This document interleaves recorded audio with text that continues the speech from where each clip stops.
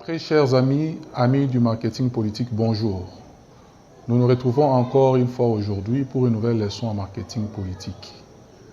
Il vous souviendra que sur la leçon passée, sur le titre d'une circonscription électorale, nous avons relevé un certain nombre d'indicateurs. Et parmi ces indicateurs, il y avait aussi la démographie. Nous avons dit que la démographie était le nombre de citoyens selon un coin donné. Mais ce qui nous intéresse le plus aujourd'hui, c'est la démographie électorale. Qu'est-ce que donc la démographie électorale? C'est le nombre d'enrôlés dans une circonscription.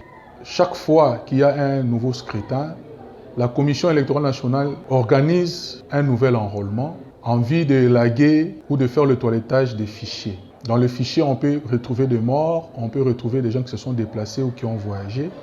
Mais surtout, c'est pour prendre en compte les jeunes gens, hommes comme femmes, qui ont atteint l'âge de voter, qui généralement chez nous est fixé à 18 ans. Alors, au regard de ces ambitions, chaque candidat devra se focaliser sur le nombre total des enrôlés de la circonscription, en vue de se projeter au moyen des calculs et des formules qui sont souvent publiés par la Commission électorale nationale. Point n'est besoin de rappeler que selon les degrés, la circonscription électorale varie. Pour le candidat président de la République, c'est toute l'étendue du pays. Pour le candidat député national, c'est les districts ou les territoires. Pour le candidat député provincial, c'est la commune ou la chefferie. Et pour le candidat sénateur, nous savons tous que c'était une élection indirecte qui se passe après. Ce sont les députés provinciaux qui votent les sénateurs. La Commission nationale électorale nous publie souvent les statistiques suivantes. 1. Le nombre total d'électeurs. 2. Le nombre de sièges à pouvoir. 3. Le quotient électoral fixe. 4. Le nombre de candidats. Et 5. La moyenne électorale fixe.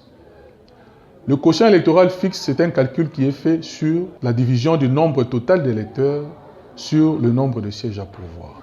La moyenne électorale fixe, elle est faite sur la division du nombre total d'électeurs sur le nombre de candidats.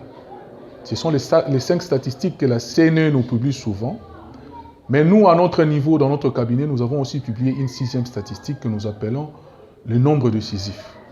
Le nombre décisif, c'est le potentiel minimum que tout candidat doit atteindre avant de prétendre être élu et avant que n'intervienne la notion de disparité. Nous allons essayer de vous expliquer mieux encore cette réalité par les tableaux ci-après que nous allons vous présenter.